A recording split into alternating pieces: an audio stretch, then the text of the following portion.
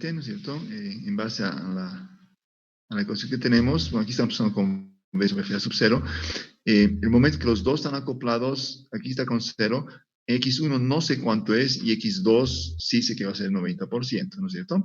En cambio, el F a sub 0 no lo conozco. ¿Ya? ¿Se dan cuenta cómo habría que hacerlo? ¿Alguien tiene un comentario para hacer?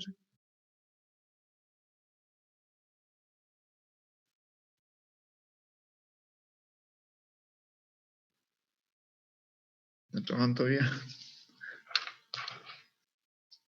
Doctor, me queda un poco la duda. ¿Intentamos plantearlo en paralelo para ver el incremento o si es No, tenemos un incremento después vamos a preguntar en molar? paralelo. Ahorita siempre estamos preguntando para el sistema que está en serie como este, ¿no es cierto? ¿Qué pasa cuando usamos el segundo para producir la misma conversión, ya aquí, con 90%, pero incrementando el FA sub 0? Porque obviamente, si no incrementamos el FA sub 0, lo que va a estar saliendo aquí es 97% de conversión. Yo quiero mantener el 90% que teníamos originalmente con un solo tanque, pero compensar ese menor, porque 90 es menos que 97%, incrementando el flujo molar, en otras palabras, aumentando la capacidad productiva, ¿no?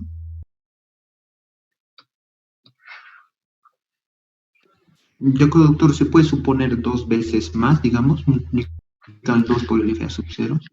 Eh, podemos suponer cosas, pero el problema es que cuadre con nuestra ecuación. Entonces, el suponer es muy bueno cuando nos da una cierta idea, una lógica para pensar, pero recuerden, lo único que tiene la verdad, la última palabra lo tiene que la materia se conserva, en otras palabras, lo que está en un recuadrito azul, esto tiene que cumplirse, no podemos discutir con eso, el resto son opiniones, ¿no? Y son buenas para entender el problema, para ver por dónde lo atacamos, a veces es un buen punto para empezar a plantear, tenemos que empezar adivinando cosas, es verdad, pero la ley aquí dice que esto se tiene que cumplir y solo esto, y nada más que eso. Entonces, esa es la relación que tenemos, ¿no? Entonces, de hecho, aprovechando que estamos hablando de esto, que usted lo comentó, si pongo en paralelo los dos reactores y tengo 90%, ¿cuántas veces más podría producir?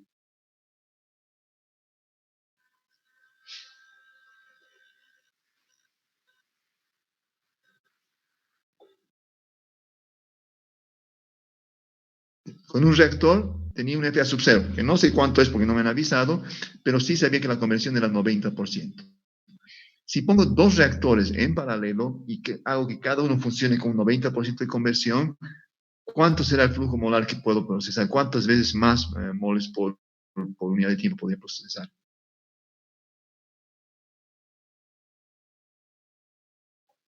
Y esa pregunta es simple. El flujo que se manda ¿Perdón? al flujo que se manda a los reactores en paralelo, tiene que ser el mismo. No. O sea, sí, sí. Porque no te preguntaste, porque si mandamos otro flujo molar a uno solo, obviamente la conversión va a ser diferente. Manteniendo el volumen, el flujo molar de un reactor, para que la conversión aquí sea 90%, ¿cierto? Eh, tengo un flujo molar que no sé cuánto es. Si pongo dos en paralelo, ¿cuántas veces más flujo molar podría procesar aceptando de que se está saliendo también como un 90%? Es la pregunta. En paralelo, ¿no? Dos veces más.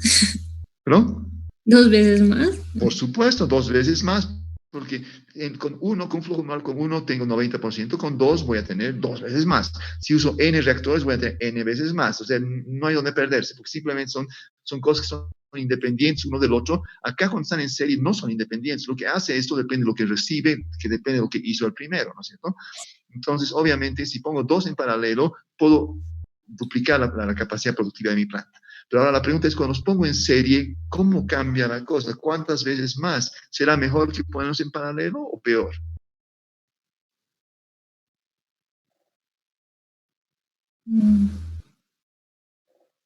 Y como todos los problemas de balance, la respuesta es de que la materia se conserva. O sea, no podemos escapar, no van a escapar de eso. O sea, es la única verdad y por lo tanto la respuesta ya está aquí. Ahora, la dificultad, es una ecuación simple, ¿no? La dificultad es hacerlo en forma creativa como para poder ver cómo esta ecuación me responde a este problema. Esa es la parte que es más difícil de eso. La matemática en fondo es bastante simple, ¿no?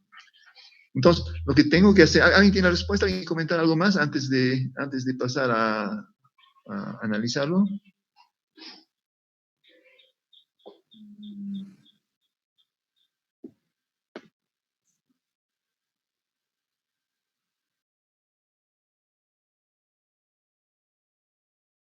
Nadie tiene El, el ¿sí? flujo que se debe aumentar es al principio. Claro, si están en serie, como en este caso, ¿no es cierto? Obviamente tengo que aumentar aquí al principio, ¿no es cierto? O sea, aquí tengo un FA sub 0 inicial, ahora cuando se ha puesto en 2 en serie, quiero que siga siendo 90%, tengo otro FA sub 0 que va a pasar. Obviamente, pueden ser un montón de preguntas que vamos a hacer después. ¿Qué pasa si el incremento no lo metemos por aquí, sino directamente lo añadimos acá para que entre el segundo? Vamos a poder hacer un montón de cosas bien enredadas, pero hagamos lo que hagamos, esto manda. Es la única realidad que tenemos, ¿ya? Entonces, efectivamente, podemos hacer varias cosas y además sacar conclusiones generales. ¿Me conviene hacer que aquí el FA sub 0 sea mayor o directamente pongo un incremento a este que va además procesarlo de acá? Podemos hacer cosas bastante interesantes, pero es la habilidad que queremos adquirir en este caso, ¿no? Ok.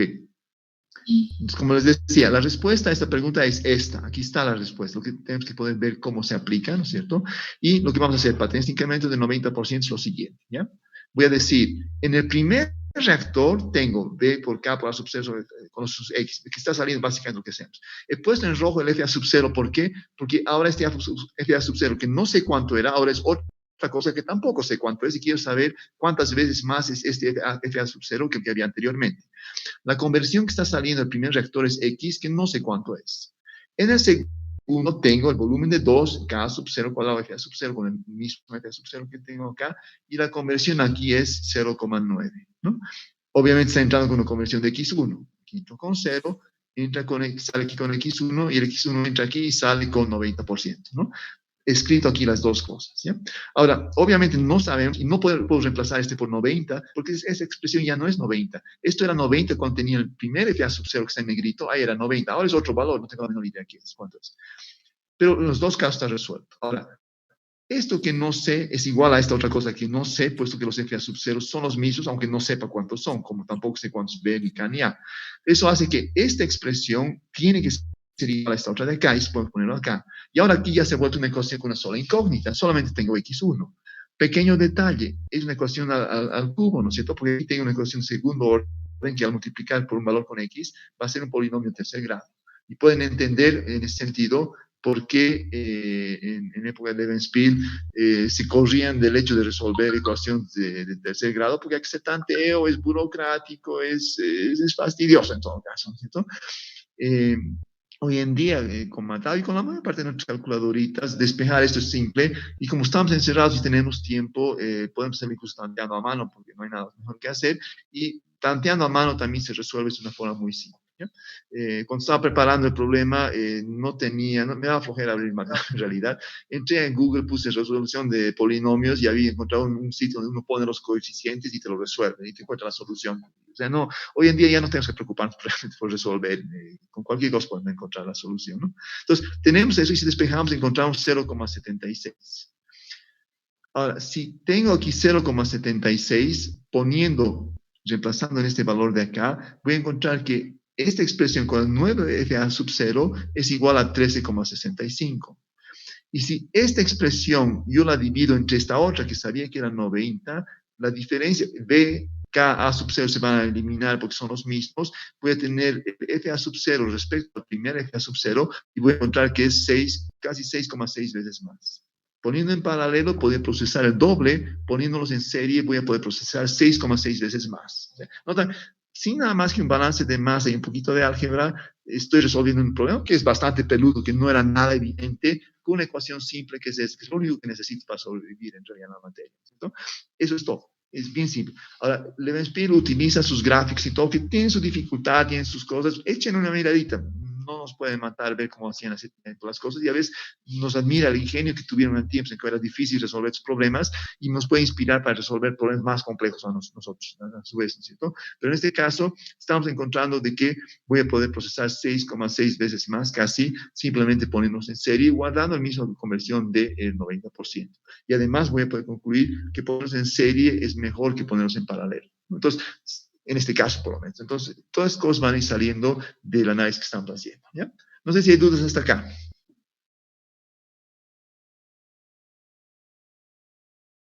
Estaba claro para todos. Sí, doctor. Notan muchos de estos problemas, y estos van a encontrar en varios los problemas de Levin-Spin, hay problemas en los cuales hay tantas incógnitas que no podemos, no hay cómo resolverlas todas, ¿no es cierto? Pero puedo hacer un buen manejo de mi ignorancia, juntar todo lo que no sé en un solo paquetito, ¿no es cierto? Y de esa manera resolver problemas, responder a preguntas, a pesar de que en este problema jamás voy a saber de qué tamaño eran los reactores, ni cuánto era la constante K. No tengo cómo saber eso, pero estoy respondiendo al problema. Entonces, eso es la gran utilidad de estos balances que estamos haciendo. Y como habíamos visto en comienzo, en unitarios 1, ¿no es cierto? Hay problemas de balance de masa en los cuales hay datos que jamás voy a conocer, pero tengo que poder separar eso de lo que puedo despejar y resolver esa parte. Sí. Ok. Otro tema que quería mostrarles también que puede ser interesante es el siguiente. Es un problema que hace tiempo hicimos en la tesis de nuestros compañeros. Vamos a hacer la calcinación de la calcita en un reactor tubular. Es como los hornos rotatorios que tienen en Cobose, ¿no es cierto? Aquí está entrando caliza, básicamente carbonato de calcio. Está entrando y están piedras que están moviéndose, están cayendo porque hay un cierto ángulo del horno, está girando. Y aquí tengo una llama que está quemándose y hay aire a una temperatura muy alta, ¿ya? Ahora, esta reacción está controlada no tanto por cinética, más que todo por equilibrio termodinámico. Cuando llegamos a más o menos a los 800 grados, la descomposición es total, se va totalmente al óxido de calcio más dióxido de carbono, ¿no? Si baja la temperatura, se vuelve a coordinar y vuelve a tener carbonato de calcio. Es una reacción que va a un lado o al otro según la temperatura, básicamente, ¿ya?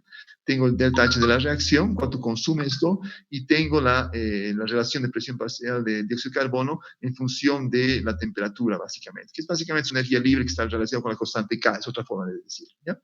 Ahora, esto está entrando frío y a medida que va avanzando por el reactor se va calentando. Quiere decir que hay un punto en el reactor en el cual no hay reacción, simplemente se está calentando las piedras y a partir de un cierto momento donde empieza a haber reacción y empieza a botar CO2 según la velocidad a la cual está llegando calor y se va calentando.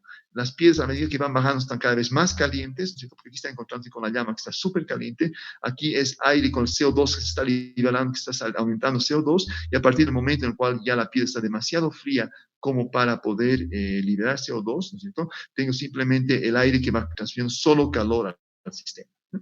Aparte de eso, las piedras que están, porque esto no es un líquido, son piedras, pedazos de piedra blanca, ¿no? De calcita que están entrando, obviamente, como está girando, aquí hay una mecánica bastante defectuosa de los pedazos que se están moviendo y hay zonas quizás muertas donde hay piedras que están dando vueltas constantemente aquí abajo y en ningún momento están recibiendo calor y por lo tanto van a salir un poquito frías y no va a haber una gran reacción. Aparte de eso, va a haber piedras que son bastante grandes, digamos, como esta, que puede que la reacción haya ocurrido en la superficie, pero en la parte interior no haya ocurrido la reacción porque el calor no ha podido llegar hasta allá adentro, ¿ya? No quiero poner esto. Entonces, básicamente tengo un problema que es bastante complejo y que no sé cómo podría procesarlo dentro del reactor tubular, a pesar que es un tema que estamos viendo hoy en día, ¿ya? Este problema lo resolvimos hace años ya con unas compañeras en su tesis, ¿no es cierto?, en la cual queríamos tener un modelo en el cual la velocidad de rotación, el ángulo de inclinación que gobierna la velocidad que se mueve la materia por este lado, ¿no es cierto?, nos permita optimizar el diseño del reactor tubular como para poder producir la mayor cantidad de óxido de calcio, de la mejor calidad, etcétera, etcétera, aparte del problema. Y el problema era cómo hacíamos un modelo matemático para esto, ¿no? Y se dan cuenta ustedes de que ese es un problema que está en otro nivel, ya es otra categoría de problema, es un problema demasiado peludo como para resolverlo con las cosas que estamos viendo ahorita, ¿no? El tema de cómo voy a integrar la reacción dentro del sistema se ha vuelto demasiado complicado, porque además hay temas de transferencia de calor, un montón de cosas, ¿ya?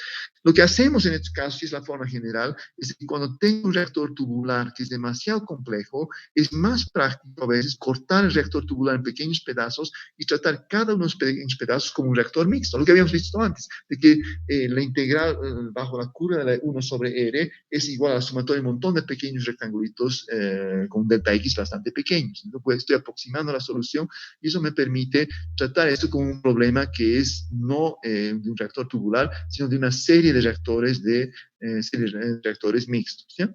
Y esta solución que encontramos, lo hemos publicado de hecho, ¿no es cierto?, donde tengo un montón de reactores mixtos que van acá, y según el ángulo yo tengo una constante K que describe cuán rápidamente se está moviendo. Ese K por experimentación teníamos que encontrar según la rotación y el ángulo que tenía el reactor tubular, que hacía que la caliza vaya. Al comienzo simplemente hay calor, y aquí hemos puesto un montón de otros pequeños como reactores o unidades, ¿no? Del aire. Aquí está entrando el aire caliente, y a medida que se está yendo transfiere calor hacia abajo. Todos los flechitos que van hacia abajo es calor que está yendo, ¿no? Esta parte, como solo estamos calentando, no hay CO2 que sale. En esta parte de acá, como ya está caliente, hay CO2 que viene y se incrementa al flujo de los gases que están acá. Y por otro lado, tengo una serie de pequeños, no reactores, sino unidades, en los cuales una parte de la materia viene acá y una parte se va a ir por la zona muerta y va a salir cruda del reactor y no en ningún momento llegó a reaccionar. Y hay un poco de intercambio. Son algunas piezas que no han reaccionado, vienen al reactor mixto, y partes que ya han reaccionado, que vienen y se quedan en la zona muerta. Eso depende de coeficientes alfa, beta y gamma para la velocidad con que está yendo. ¿Notan? Es un sistema de 4 parámetros, K, alfa, beta y gamma, que me va a permitir resolver este problema. ¿Ya? La solución ahora se vuelve simple, lo que era una integral imposible de resolver, se vuelve un montón de pequeños reactores mixtos, donde simplemente es un despeje, como han podido ver, ¿no es cierto? Y en los cuales, además, incluido la parte de calor que todavía no hemos visto en la materia, pero ese reactor, este problema que es horrendamente complejo, se ha vuelto muy simple, y aquí puedo tener N reactores, ¿sí? Es un problema que lo planteamos hace años ya, cuando recién estábamos empezando con MATLAB, y MATLAB no era tan poderoso como ahora, y lo hemos podido resolver muy bien, de una forma muy interesante, hacen resultados muy interesantes. Se queda un poco trunco porque lo que necesitamos era que alguien nos pague el costo de un reactor así para poder determinar los coeficientes alfa, beta, gamma y K, ¿no es cierto? Para tener un modelo que realmente me permita predecir lo que está ocurriendo acá. Pero como valor teórico, como modelo teórico, teniendo como valores K, alfa, beta y gamma no determinados experimentalmente, el sistema funciona una maravilla y me permite muy fácilmente resolver, ¿sí? Entonces, quería mostrarles, es una simple aplicación de lo que estamos viendo ahora acá, de que puedo descomponer este reactor tubular en un montón de pequeños reactores mixtos, y a través de esa manera, ¿no es cierto?, resolver problemas más complicados. ¿Sí? Sí, doctor. Hasta acá tengo lo que tenía preparado para mostrarles ahora, ¿no es cierto? El artículo, si les interesa, pueden revisarlo, lo hemos publicado en Acta Nova. Me falta la parte donde vamos a ver se llama, algunas cinéticas especiales, sobre todo la autocatalítica, y el hecho de casar un reactor mixto con un reactor tubular para ver cuál es el resultado. Entonces, como les dije, lunes quiero hacer eso. Ahorita a propósito, siendo lo más lento posible, porque hay mucho material nuevo acá, y ahí toma tiempo digerirlo, porque no es tan obvio, ¿no? Entonces, a menos que haya preguntas, cosas pueden revisar, aclarar dudas o cosas así, si hay ahora. Por el momento voy a parar. Entre hoy día y mañana les voy a mandar, como les dije, los exámenes pasados del segundo parcial, y, un encapsulado de la presentación más. Y el lunes terminaríamos el avance de la materia, y sobre todo lo que tenemos que hacer es hacer harto ejercicio para estar listo para el segundo parcial. No sé si hay preguntas o dudas respecto a la materia o al laboratorio en general.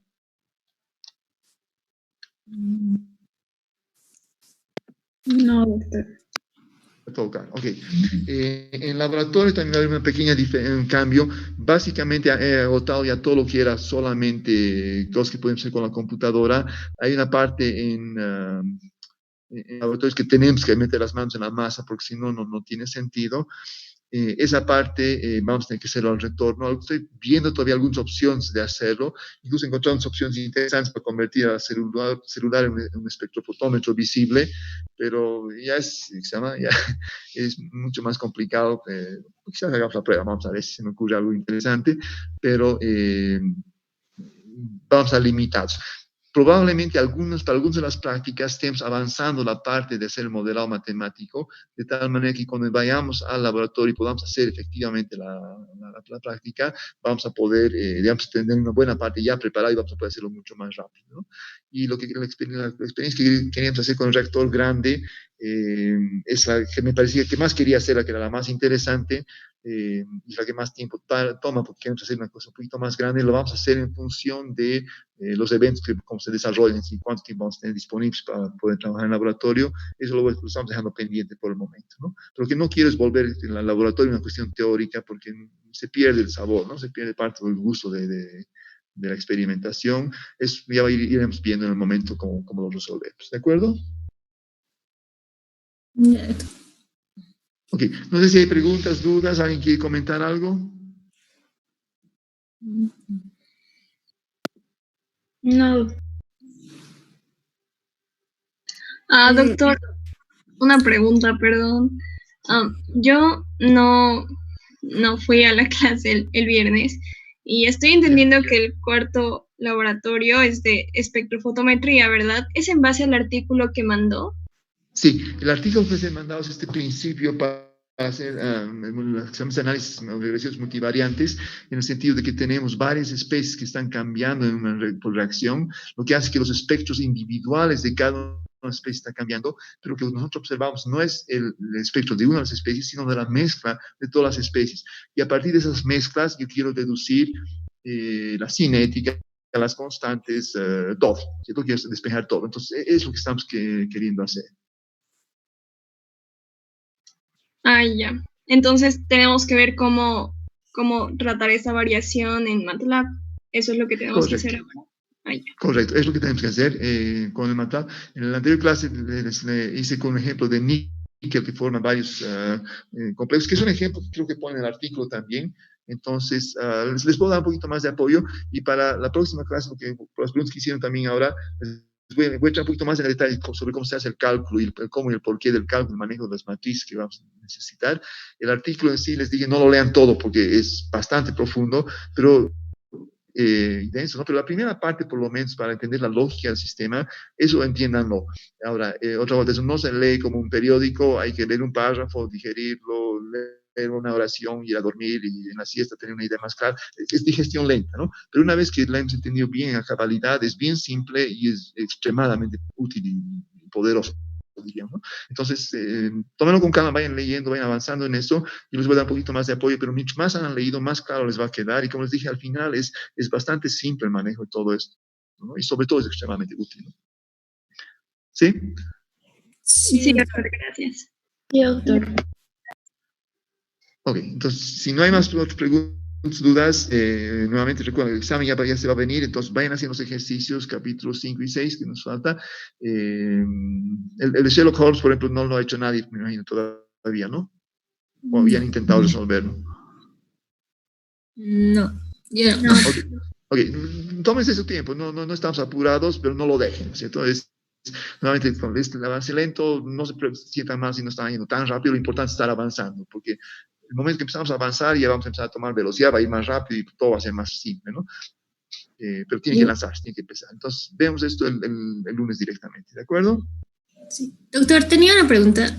Sí. En el libro hablan de, para hacer los cálculos, toman un estado de referencia y aparte toman las condiciones reales de entrada. Entonces, eso me confunde. No sé por qué se da datos para un estado de referencia y luego tomar las condiciones reales de entrada. Dice que es porque, digamos, puede entrar líquido y adentro volverse gas o algo así dentro del reactor. Entonces, por eso hay que tener cuidado en qué puntos se están tomando todos los datos. Pero no entiendo bien lo que hace. Bueno, si buscamos este simple ejemplo de acá, ¿no es cierto? Si lo que está entrando es un líquido y se mantiene líquido todo el tiempo, no habría efectos de cambios de volumen ni nada, ¿no? Pero si una parte está volviendo vapor, empieza a haber efectos de volumen y eso tengo que tomar en cuenta. El problema que usted me está refiriendo, si entiendo bien, es que hay un cambio de fase dentro del reactor, ¿no es cierto? En un cierto punto dado, y eso obviamente va a afectar, ¿no? Porque mientras sea líquido, no hay efecto de volumen, pero antes que se vuelve gas, sí, sobre todo si la estoquiometría, o si la estoquiometría no es 1 a 1, entonces sí va a haber un efecto de volumen, y eso hay que cuidar, obviamente, ¿no? No hemos visto tanto el problema de que haya cambios de fase, porque además eso va a estar relacionado con temas de calor. Por el momento estamos suponiendo que si es líquido se mantiene líquido y si es gas se mantiene gas, pero si me muestra a qué problema en concreto se refiere esto, puedo comentar a la próxima vez, ¿no? Ya, entonces le voy a mandar el problema porque ahí primero dan las condiciones de referencia y luego lo convierte a condiciones reales de entrada. Ya, ok. Ya, a ver, muestra, les voy a comentar, pero es un consejo extremadamente importante y útil, ¿no?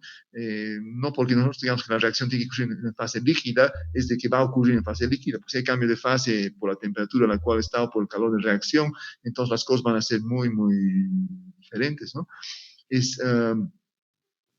llama es el problema típico, ¿no? De cuando alguien está cocinando con aceite y se calienta mucho su aceite y empieza a arder el asado con el aceite en la paila y no falta quien viene y le tire agua encima de eso, ¿no es cierto? Entonces, normalmente el agua va a apagar el fuego y no va a haber problema, pero por la temperatura en la cual está, obviamente se genera vapor, que una vez que quema. Por otro lado, al generar vapor, mecánicamente ese vapor está haciendo saltar gotitas de aceite que no se vuelve el vapor, pero aparece un montón de gotitas en el aire y esas gotitas de aceite en el aire se van a arder y lo que tenemos es una bola de fuego por encima de la paila y por lo tanto no es bueno echarle agua fría a una paila que está ardiendo, ¿no? Pero es porque a veces suponemos que las cosas tienen que ocurrir de una cierta manera, pero nos damos cuenta que la realidad es un poquito más sutil y más compleja de lo que pensamos, ¿no? Entonces hay que tomar, obviamente, eso como un buen consejo y tener cuidado de que todos nuestros problemas estén seguros de que estamos en condiciones en las cuales no hay cambios de fase, eso de hecho, ¿no? U otras cosas, como el ejemplo de que mecánicamente podemos hacer volar gotitas de aceite en el aire, ¿no? Sí. Bien, entonces con eso les deseo un buen fin de semana. Les voy a estar mandando material y vayan mandando los problemas o las dificultades que están encontrando para que vayamos entrenándonos, ¿no? Han visto, los ejercicios son simples de resolver una vez que nos muestran cómo resolverlos, pero al comienzo no es nada obvio. Entonces hay que pelear un poquito en ese sentido, ¿ya? Ya, doctor. Ok, muchas gracias. Cuídense y nos vemos. Gracias, cuídense. Doctor, gracias. Hasta luego, doctor. Hasta luego, gracias. Chao, chao.